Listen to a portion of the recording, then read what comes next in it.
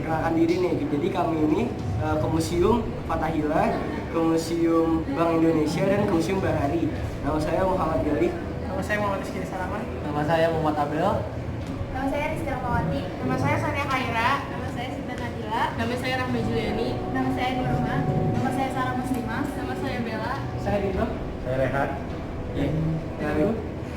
Ya, kami dari kelas 11 kelas 3. Dan kami dari 107. Ya, jadi selamat menonton ya. Selamat menonton.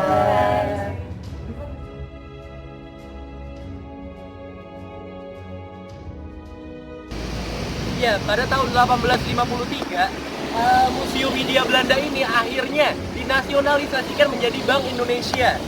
Setelah itu, beginilah Museum Bank Indonesia.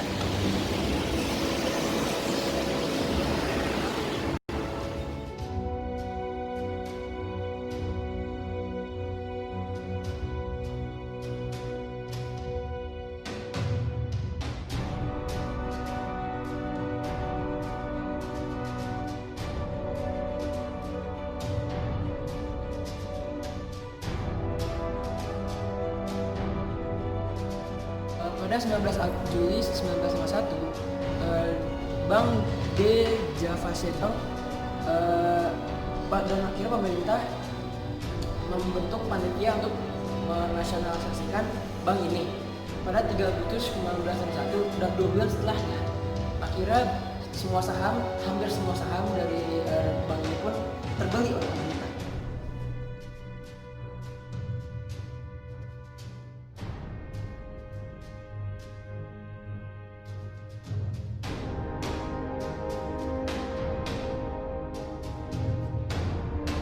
Mengatasi pemberontakan cetakan uang.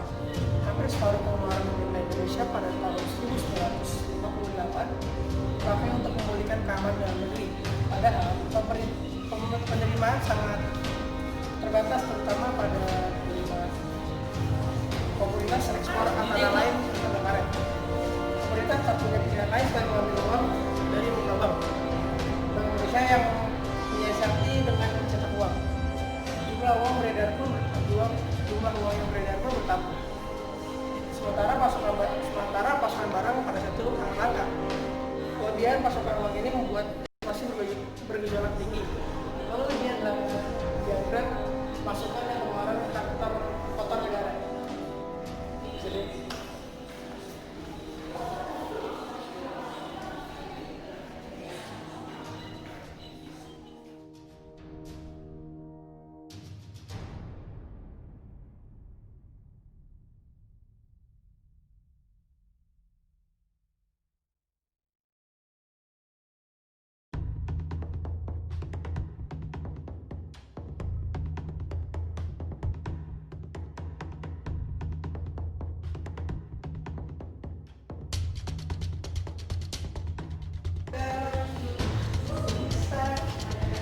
Iya, dalam ekonomi terpimpin, bank maupun pemerintah harus tunduk sebagai alat revolusi. Maka konsep ini berujung pada dengan cara bank tunggal dengan nama Bank Indonesia. Lalu setiap bank itu menjalankan tugasnya masing-masing dengan nama BNI, unit 1, 2, sampai 5.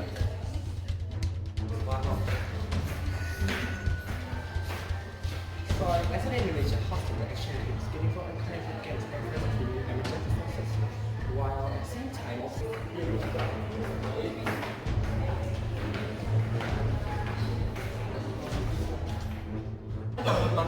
pada tahun terbaru Indonesia ini, akhirnya Bank Indonesia itu lagi-lagi harus mencetak uang untuk memberi pinjaman kepada pemerintah rakyat dan sekitarnya. Jadi pemberian uang itu untuk pemerintah, juga rakyat, dan untuk organisasi-organisasi yang ada di Indonesia ini. Terima kasih.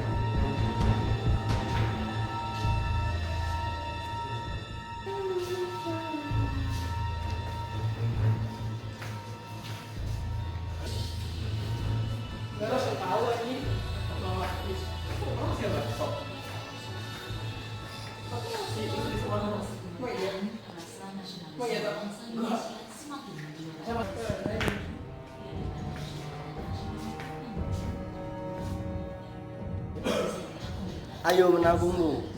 Ya, jadi ini adalah contoh, bisa dilihat ini adalah contoh orang yang menabung.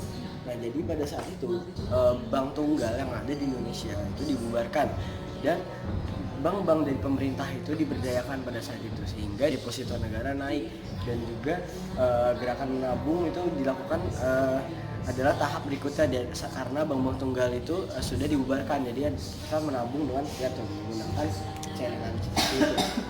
Jadi untuk dan ini juga ditingkatkan untuk membangun dewan koordinasi dan pembina gerakan tabungan nasional.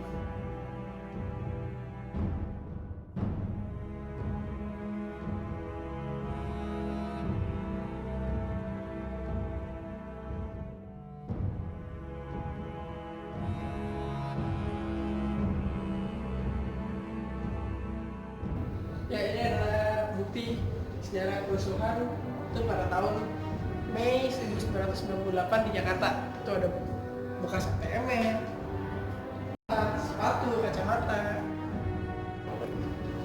Ya, ini adalah titik-titik dari kerusuhan Mei tahun 1998, yaitu ada di Jalan Pondok Gede, ada di Jalan Pahlawan Kalibata, di Jalan Bekasi Afrika, serta yang lainnya.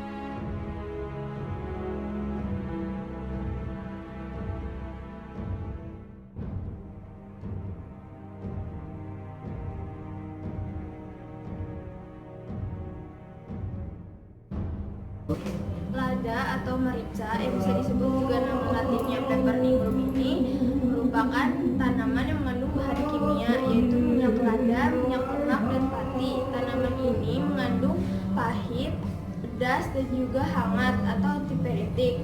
Tanaman ini sudah ada sejak puluhan tahun abad yang lalu.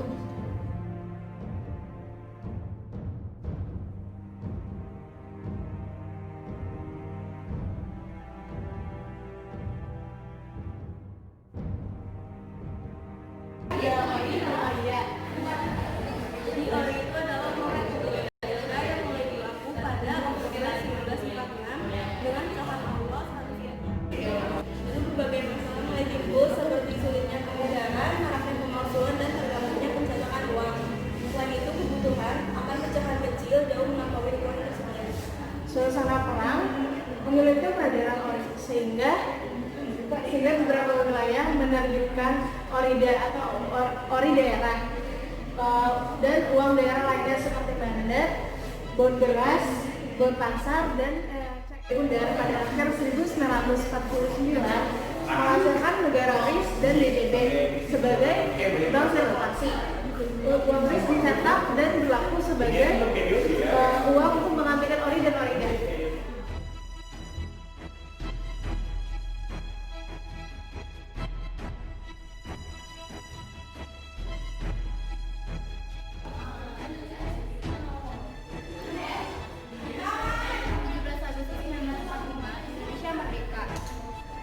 Soekarno dan Hatta diangkat oleh panitia persiapan kemerdekaan Indonesia menjadi presiden dan wakil presiden Republik Indonesia. Amanat UUD 1945 antara lain adalah pembentukan bank sentral bernama Bank Indonesia yang bertugas untuk mengatur nilai rupiah dan pengedaran uang.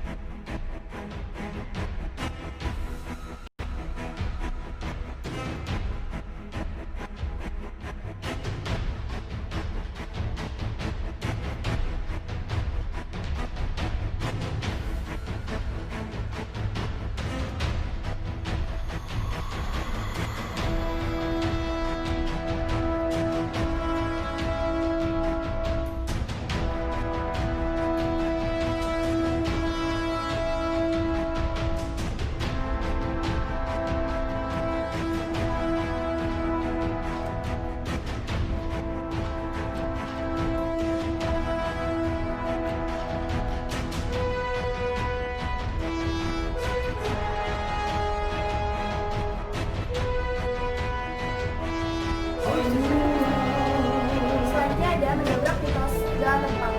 Lalu ini ada tokoh-tokohnya.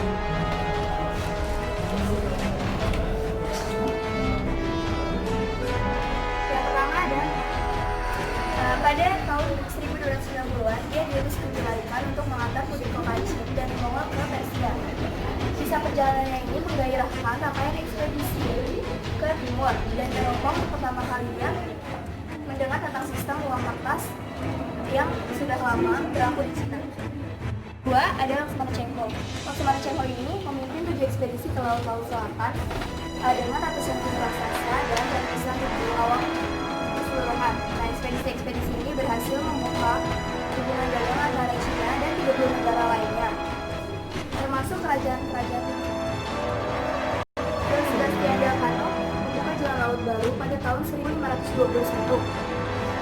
Mulai pelayaran dari Maluku, dari timur, kemudian bergerak ke barat daya, menyeberangi Samudra Hindia hingga ujung selatan Afrika, lalu melintasi lautan Atlantik dan tiba di Iberia Selatan atau Spanyol.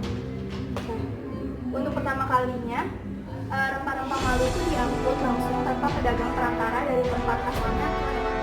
Lalu yang keempat ada Afonso de Albuquerque, Portugis pada tahun 1453 sampai 1515, menguasai daerah Malaka pada tahun 1511. Setelah Malaka, sasaran berikutnya adalah Maluku. Dengan menguasai Malaka, pelabuhan terpenting pada saat itu, Portugis menguasai perdagangan rute India, Nusantara, dan Cina. Yang kelima ada Cornelis de Houtman, Belanda pada tahun 1565 sampai 1599. Beliau adalah pemimpin armada pertama Belanda di Hindia Timur. Ekspedisinya penuh kekerasan dan pemberontakan, memakan waktu lebih panjang dan tak banyak mendatangkan keuntungan finansial. Namun, ia membuka mata pedagang Belanda akan menjanjikannya mendatangkan rempah-rempah Nusantara langsung dari sumbernya. Lalu yang terakhir ada Sir Henry Middleton, Inggris pada tahun 1604, membawa 4 kapal tua ke Nusantara pada 1604. 2 pulang dari Banten membawa lada, salah satunya tenggelam. 2 yang lain berlayar sampai Maluku dan selamat pulang membawa rempah-rempah.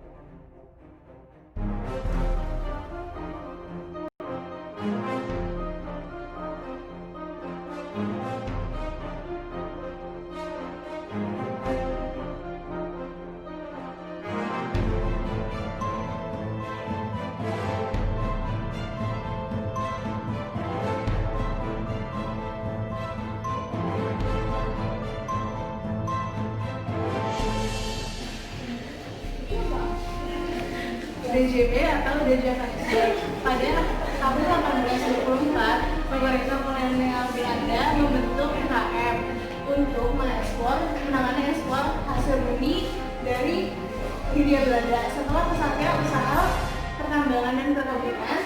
Akhirnya para pengusaha Belanda memerlukan bank untuk membantu usaha mereka. Lalu pada tahun 1828, Raja William I melakukan oktroi yang mendasari pendirian DJB sebagai bank sirkulasi dan bank fasilitator terhadap perdagangan di Hindia Belanda dengan RHM yang ikut menyetor modal awal. Cabang-cabangnya mulai berdiri di berbagai kota di Nusantara karena DJB mulai berkembang pesat. Lalu pada tahun 1891, DJB mulai membuka cabang di Amsterdam. Setelah itu, pembayaran dengan Belanda semakin lancar.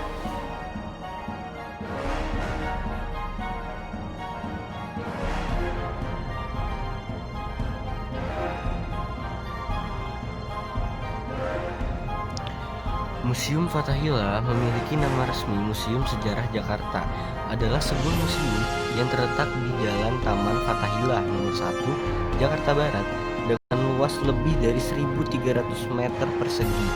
Bangunan ini dahulu merupakan balai kota Batavia yang dibangun pada tahun 1707 sampai 1712 atas perintah Gubernur Jenderal John van Horst.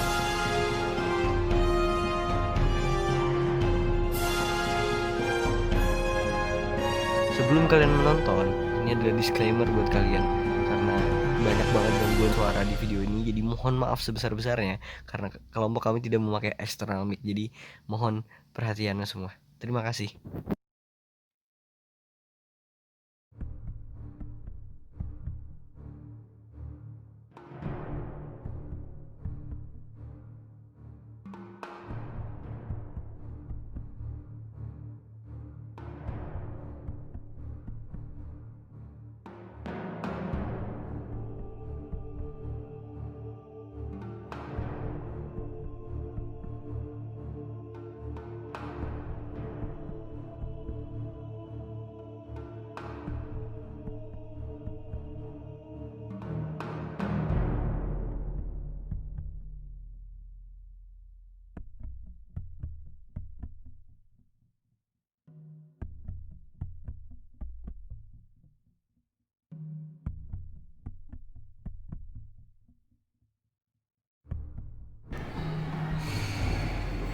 Masa kerajaan di bagian Jawa Barat ini tidak menggunakan arkeologis atau sejarah lainnya, melainkan itu sejarah dari campuran Buddha Satya dan dulu peninggalan-peninggalan sebelum dan sesudah masa peninggalan ini.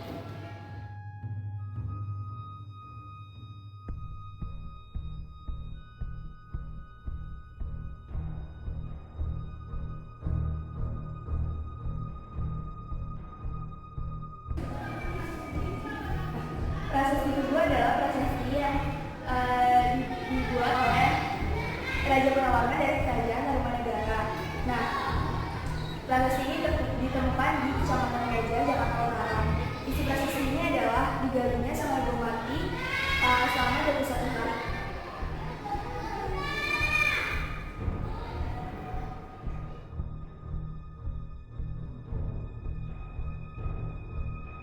Di sini ada tempat tuna dan bel meja, satu set perlengkapan tulis yang dilengkapi dengan bel meja yang seluruhnya terbuat dari perak. Terdiri dari 2 wadah tinta, 2 wadah pasir penghapus, dan sebuah bel meja. Bel ini sendiri termasuk salah satu alat yang digunakan oleh sang pemilik untuk memanggil staf atau pelayannya. Di bagian depan terdapat pula ukiran singa VOC.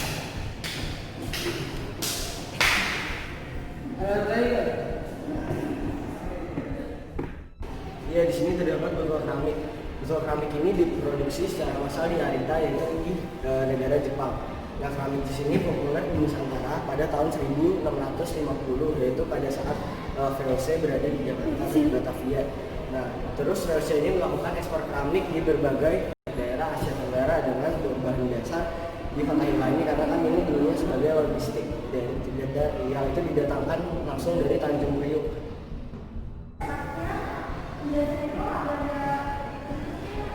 Ini adalah pekinangan. Inang adalah tradisi mempunyai siri pada masyarakat Jawa. Masyarakat Jawa pun ada alat-alatnya yang digunakan untuk mengunyah siri ini sendiri yang dikenal dengan pekinangan. Nah, terdiri dari sebuah wadah besar yang atasnya terdapat 4 macam wadah kecil yang masing-masing berfungsi sebagai tempat tembakau, kapur sirih, gembir, dan juga biji pinang. Di sini juga ada lumpang. Lumpang kecil yang terbuat dari tembaga dan diperkirakan berasal dari laboratorium yang berada di dalam Kastil Batavia. Lumpang seukuran ini biasanya digunakan sebagai alat pembuk obat-obatan maupun bahan-bahan lainnya. Seluruh permukaan badannya dihiasi dengan ukiran sulur dan terdapat lambang VOC serta angka tahun pembuatan yaitu 1644. Perhiasan pengantin Betawi. Pakaian pernikahan Betawi dikenal dengan nama dandanan, care, none, pengantin cine. Dari namanya sendiri terlihat bahwa pakaian tradisional ini sangat kental dengan budaya Cina. Tidak hanya itu, perhiasan yang dikenakan juga erat dipengaruhi oleh budaya Arab yang meliputi tusuk kembang rumput, tusuk kembang kelape, kembang goyang, tusuk burung hong, cadar, kerabu, dan lain sebagainya.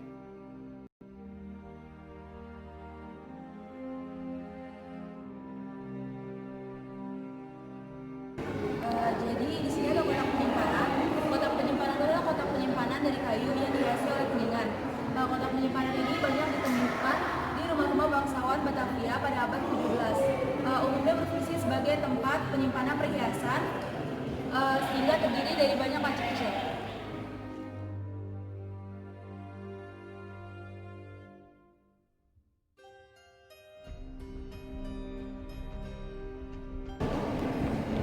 Alat ukur bahan bangunan. Pada abad ke-18 ditemukan sebuah cara untuk mengukur bahan bangunan seperti semen, kerikil, dan lainnya. Pengukurannya dilakukan dengan menggunakan wadah kayu berbentuk menyerupai ember dan dihiasi cincin ringan. Wadah ini terdiri dari berbagai macam ukuran, mulai dari 3 gantang hingga 5 gantang.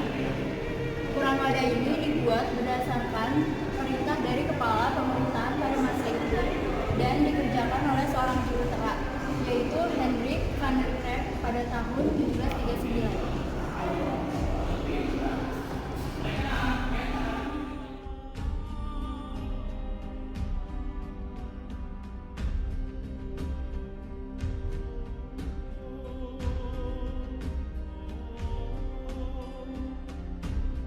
Di sini ada miniatur kursi panjang. Salah satu miniatur kursi bergaya ini dibawa oleh para pedagang dari India ke Batavia pada abad ke-17. Bentuk miniatur ini meniru bentuk dari kursi panjang yang dibawa ke Batavia dari pantai Coromandel, India pada tahun 1650 sampai 1680.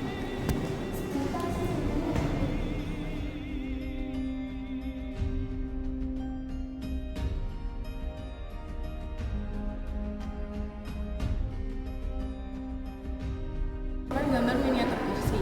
Rumah-rumah bangsawan di Batavia pada abad 19 dihiasi dengan ornamen berbahan dasar kayu. Hiasan kursi ini merupakan tren pada masa itu. Gaya yang dikenal dengan gaya Raffles yang mengacu pada Thomas Stanford Raffles, gubernur Batavia pada awal abad ke-19. Bentuknya sangat indah dengan penyangga bagian belakang yang melengkung yang sempurna. Bentuk kursi ini apik, memperlihatkan status kepemilikannya yang tinggi pada masa itu.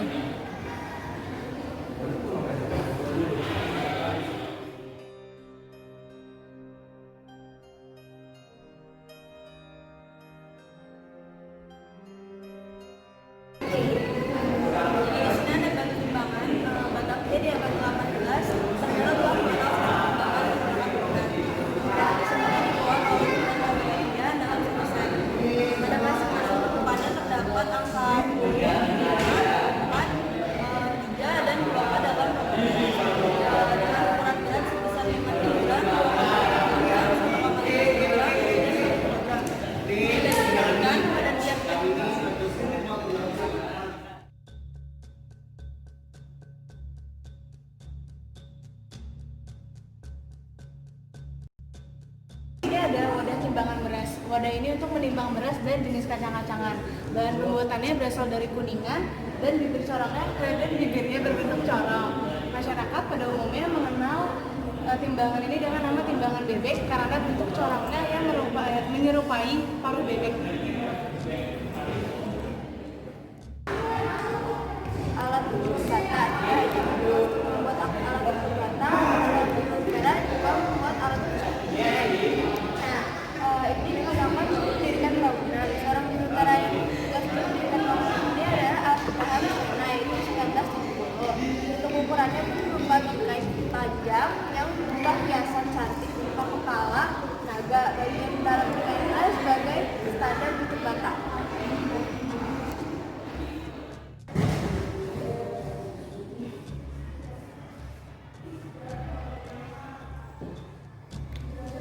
serta kue satu. Kue satu merupakan kue khas masyarakat Betawi yang dihidangkan pada acara-acara besar.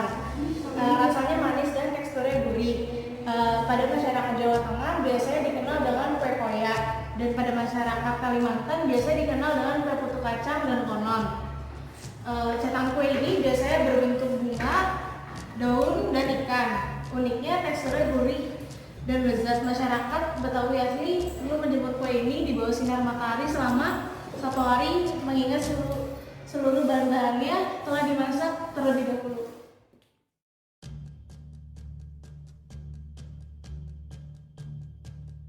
Museum Bahari adalah museum yang menyimpan koleksi yang berhubungan dengan kebaharian dan kenelayanan bangsa Indonesia dari Sabang hingga Merauke yang berlokasi di seberang pelabuhan Sunda Kelapa.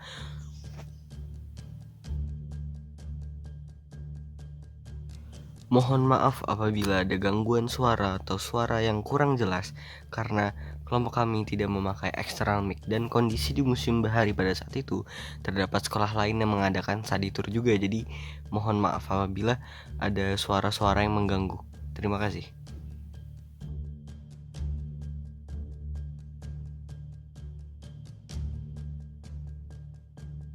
Ada berjualan di Jakarta karena pelabuhan Sunda Kelapa.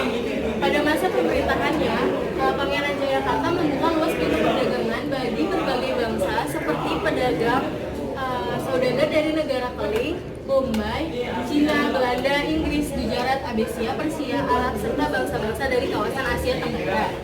Sementara dari kawasan Nusantara sendiri, yaitu ada Bandar Jayakarta, telah ramai dikunjungi oleh pedagang dari Cina, Tidore, Ternate, Bitung, Kepulauan Maluku, Tuban, Demak, Cirebon, Banten, dan sebagainya. Diberitakan bahwa beras, ikan, sayur, dan buah-buahan banyak diperdagangkan, juga tuak yang dijual dalam tempayan-tempayan besar. Nah, pelabuhan Sunda Kelapa ini menjadi sumber pendapatan yang sangat penting bagi Jakarta. Bandar Kelapa yang tadinya hanyalah sebuah kota pelabuhan yang pemerintahannya dikendalikan oleh kerajaan Pajajaran yang beribu kota di Pakuan, telah berkembang menjadi sebuah kota yang memiliki pusat pemerintahan sendiri. Sunda Kelapa ini menjadi sumber pendapatan yang sangat penting bagi Jakarta. Bandar Kelapa yang tadinya hanyalah sebuah kota pelabuhan yang pemerintahannya dikendalikan oleh kerajaan Pajajaran yang beribu kota di Pakuan, telah berkembang menjadi sebuah kota yang memiliki pusat pemerintahan sendiri.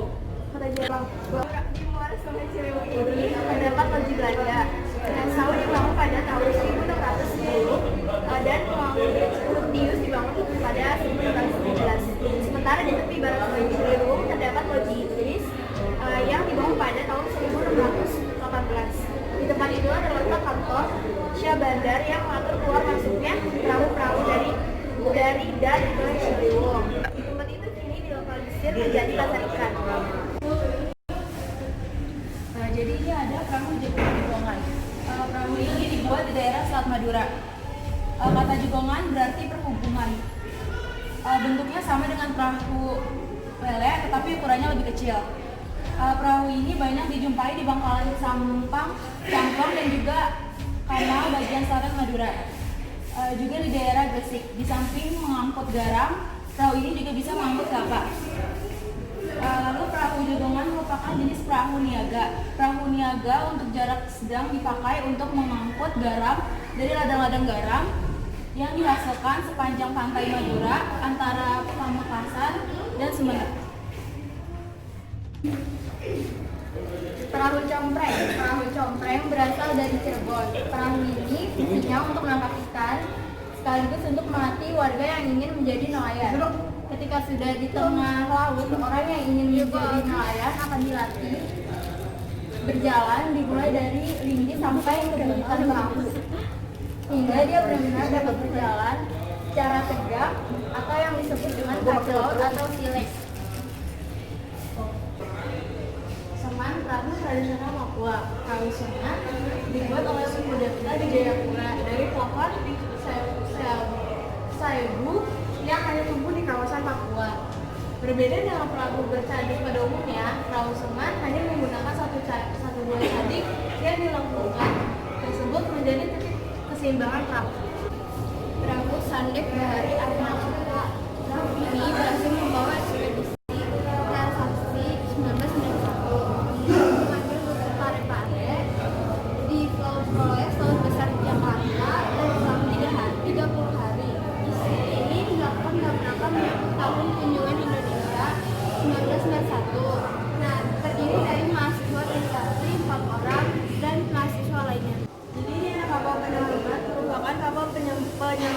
korporasi atau persatuan olahraga layar seluruh Indonesia yang digunakan untuk menyelamatkan kapal Kalimaya yang diterjang ombak saat mengikuti lomba menyeberangi Selat Sunda. Ini adalah komoditas ekspor impor dari Sunda Kelapa. Nah, salah satu pasar utamanya mengapa Sunda Kelapa jadi pelabuhan yang terkenal dan hebat itu karena adalah perdagangannya dari rempah-rempah yang sangat terkenal dan memiliki kualitas sangat baik.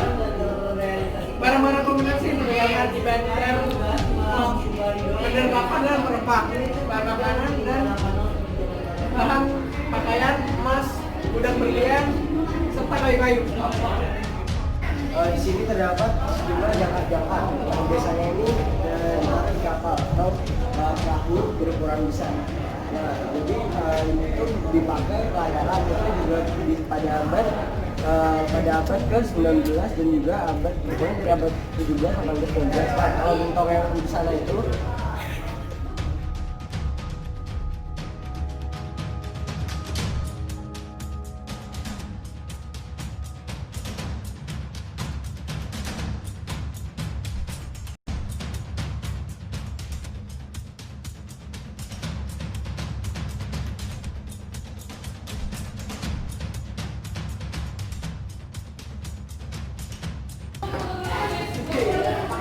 Iya, ini adalah kapal-kapal yang murni dimiliki oleh Nusantara.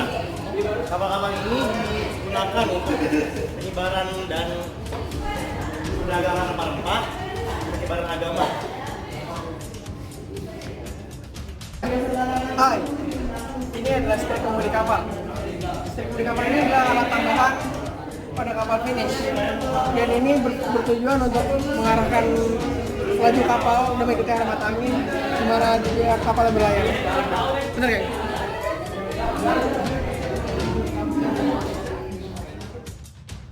Iya, berikut ini adalah rempah-rempah yang ada di Museum Bahari, yaitu ada pekak, ada kapulaga, ada kemiri, ada lada, dan lain-lain.